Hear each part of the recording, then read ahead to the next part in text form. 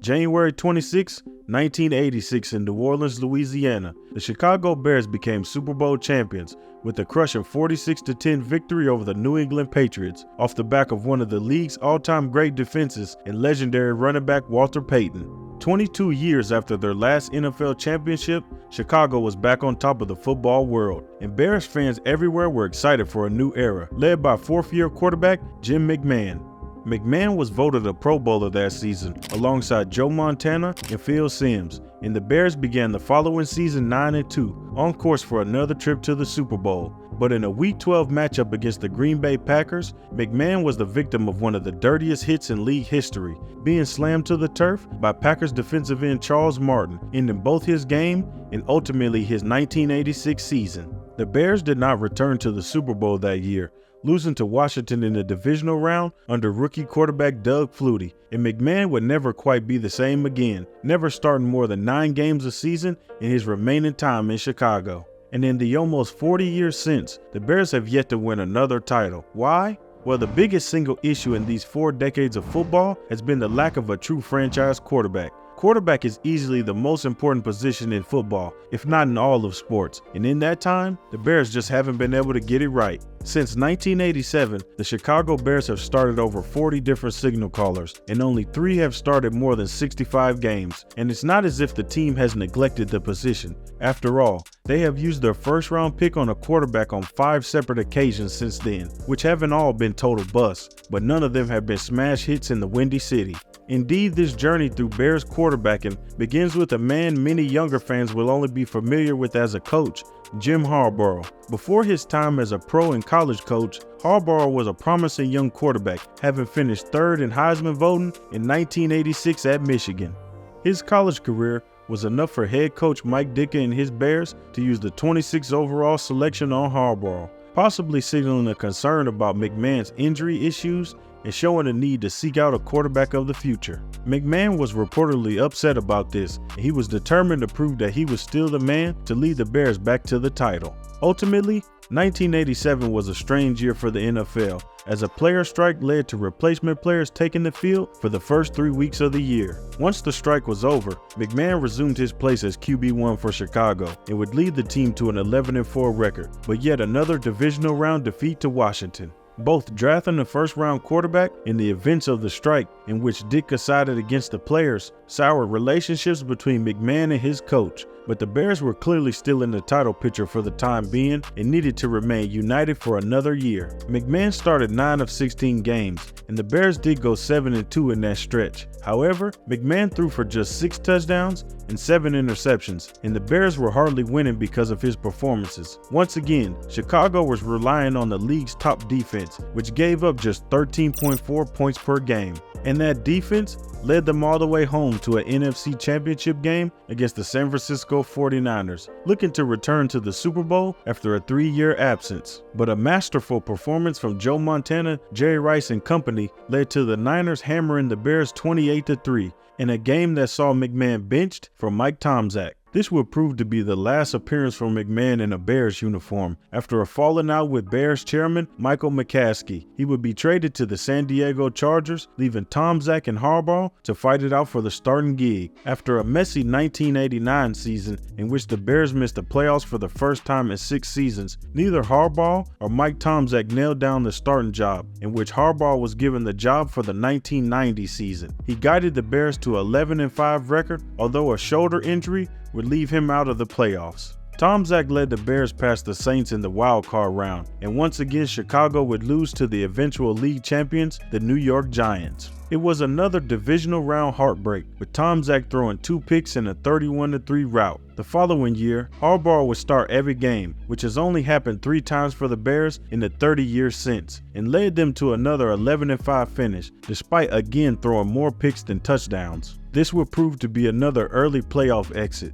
this time a 17-13 loss to the emerging Dallas Cowboys, with Harbaugh again struggling, finishing the game with 2 picks and a passer rating of 53. Once again, the Bears have one of the league's very best defenses, but were unable to get over the hump due to the lack of any consistent quarterback play. Ditka's defenses had been in the top 6 in the league for 7 out of the 8 seasons, and without one glorious January in 1986, they had just 3 playoff wins to show for it. And after a lackluster 1992 that saw Chicago finish 5-11, Ditka was out, leaving Harbaugh to work with a new coach, Dave Weinstead. This was supposed to be the beginning of a new era in Chicago, but it turned out to be horrible for Bears fans. The 1993 season saw the Bears drop their final 4 games and finish 7-9 in Harbaugh's final year in Cook County. He departed for Indianapolis in free agency, finishing his time in Chicago with a 35-30 record and a touchdown to interception ratio of 50-56. It had become clear that he was not the franchise quarterback they had hoped, as they attempted to find the next one through free agency rather than the draft. In 1995, it really looked like Eric Kramer was that guy, having joined from Detroit the year before. Kramer threw for 3,800 yards, 29 touchdowns, and 10 interceptions, the best showing in years from a Chicago quarterback, but the team would narrowly miss out on the playoffs, hamstrung by a bottom 10 defense. But his success wouldn't last, and he was in and out of the lineup with injuries, sharing quarterback duties with the likes of veteran Dave Krieg and Seahawks draft bust Rick Mirror, who managed 0 touchdowns and 6 picks in Chicago. The mid-90s Bears were inconsistent, to put it politely. Not that these were great teams being held back by quarterbacks, but none of the quarterbacks were making things any better. By the end of the 1998 season, Weinstead was fired after 2 4-12 seasons in a row, and it was time for a new coach in Dick Jauron and time for a new first-round quarterback in the 1998 NFL Draft. Enter Cade McNown. Exactly. Who?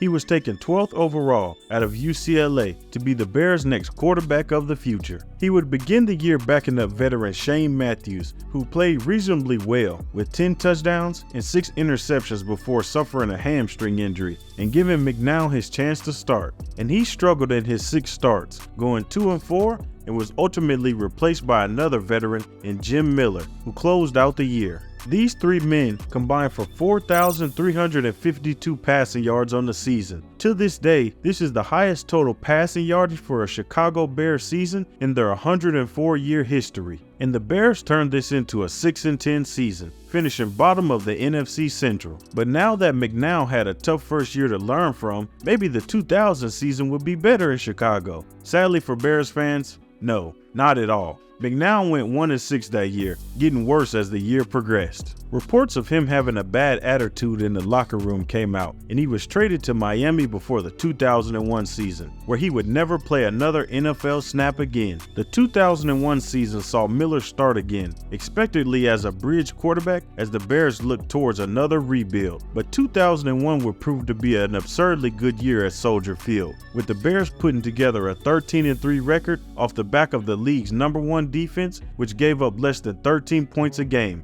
led by future Hall of Famer Brian Urlacher. But on offense, the Bears were still profoundly mediocre. Miller threw just 13 touchdowns in his 13 starts, and ultimately they would fall to the Philadelphia Eagles in their first playoff game. Another elite defense wasted, as the Bears fan continued to long for a truly elite signal caller. And after returning to earth in 2002 with the 4-12 season, the Bears went hunting in the draft again. This time, it was the turn of Rex Grossman, drafted number 22 out of the University of Florida. Once again, the Bears sat their shiny new pick for much of the season, behind the 38-year-old Chris Chandler and dynamic running Cordell Stewart. The results? The league's 3rd worst passing offense, a 7-9 season, and the end of Dick Jauron after 5 disappointing years in the Windy City. At this stage, it was becoming humiliating for Bears fans. Time and time again, they put their faith in the new guy, whether it be the guy they drafted, added in free agency, or however else they went about trying to mend the curse. New head coach Lovie Smith placed his faith in Grossman in 2004, but his season was sadly cut short in week 3 with the ACL injury against the Minnesota Vikings, leading to another quarterback by committee season. And this time, he was even uglier than the year before. Backup quarterbacks Craig Krenzel, Chad Hutchinson, and Jonathan Quinn led an offense that put up just 14.4 points a game. And with just 9 passing touchdowns on the year, this was truly an all-time bad offense. In 2005, Grossman got injured again, this time in the preseason, leaving the offense to 4th-round pick Kyle Orton. In a now familiar tale, Orton played poorly on the year with a passer rating of 59.7, but was carried into the playoffs due to the league's #1 scoring defense. And in another familiar tale, the Bears were one and done in the postseason, this time falling to the Carolina Panthers. But in 2006, the Bears put everything together. Well, kind of. The defense continued to be phenomenal, and this offense actually pulled their weight, kind of. The Bears were second in scoring, but 15th in yards, despite Grossman having a passer rating of 73.9, which was 24th out of 32. So had the Bears solved their quarterback woes? Not really, but they still went 13-3. And then, by some surprise, they went to the Super Bowl. Grossman and his team flew past Drew Brees' Saints in the championship game to make a Super Bowl against Peyton Manning's Colts. But despite an opening kickoff return from Devin Hester, Grossman threw 2 interceptions and just 165 yards, and the Bears lost this one 29-17, falling short on the big stage due to poor quarterback play. Who knew? Would the Bears get another taste of the big time the following year? Not at all. The 2007 season saw further inconsistency under center, with Grossman being benched after a terrible start to the year. Lovie Smith preferred the 31-year-old Brian Griese. Griese was better, but still not great, and like so many Bears before him, threw more interceptions than touchdowns that year.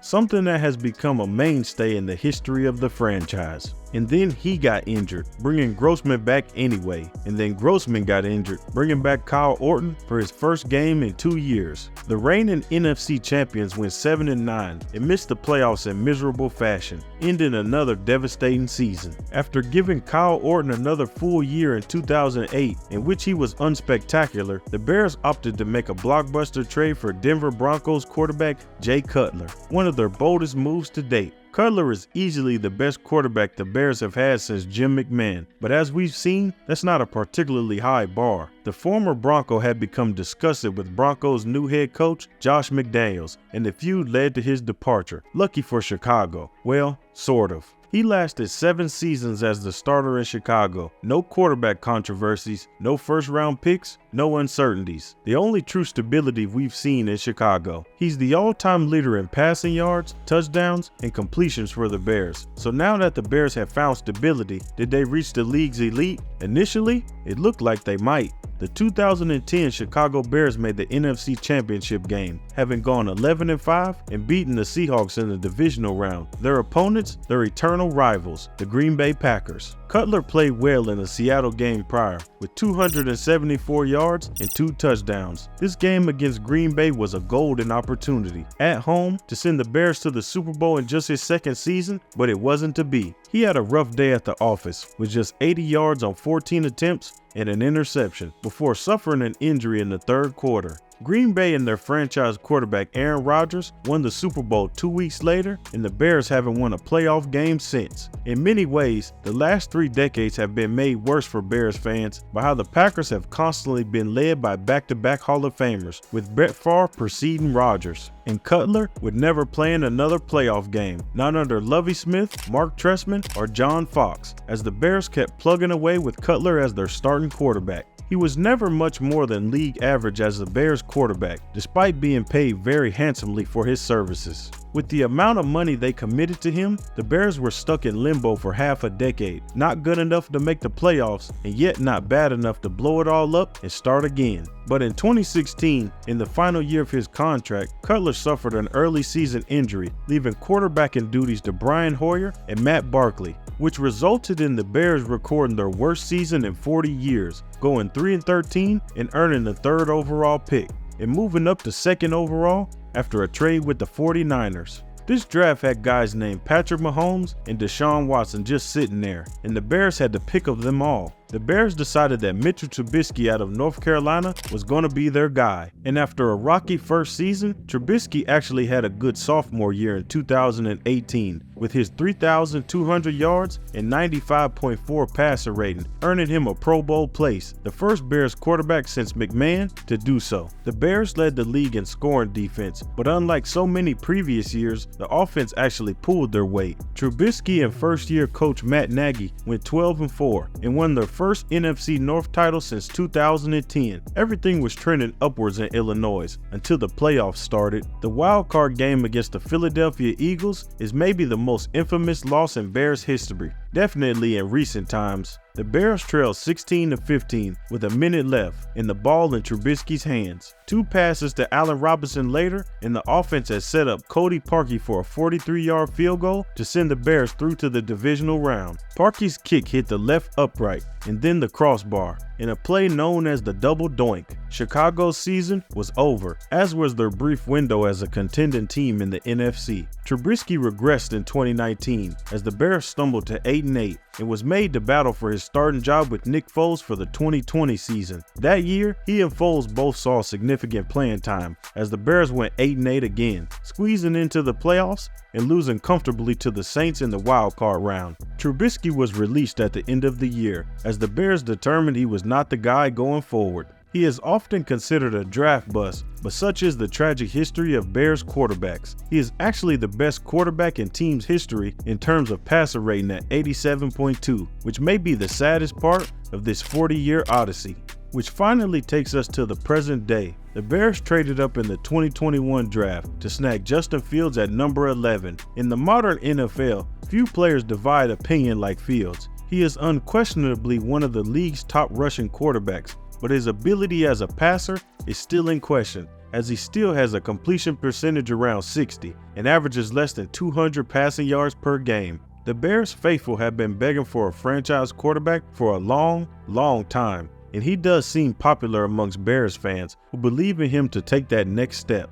It should also be noted that unlike so many of his predecessors, Fields has never been blessed with an elite or even above average defense, and the unit was actually dead last in 2022, a team first. The 2024 offseason is a real crossroads for the Bears, with the team having the first overall pick for the first time since 1947. As to whether the Bears will choose a new quarterback to replace Fields, we will need to wait and see. But if there's a team in the league that deserves a true franchise quarterback, it's surely the Chicago Bears.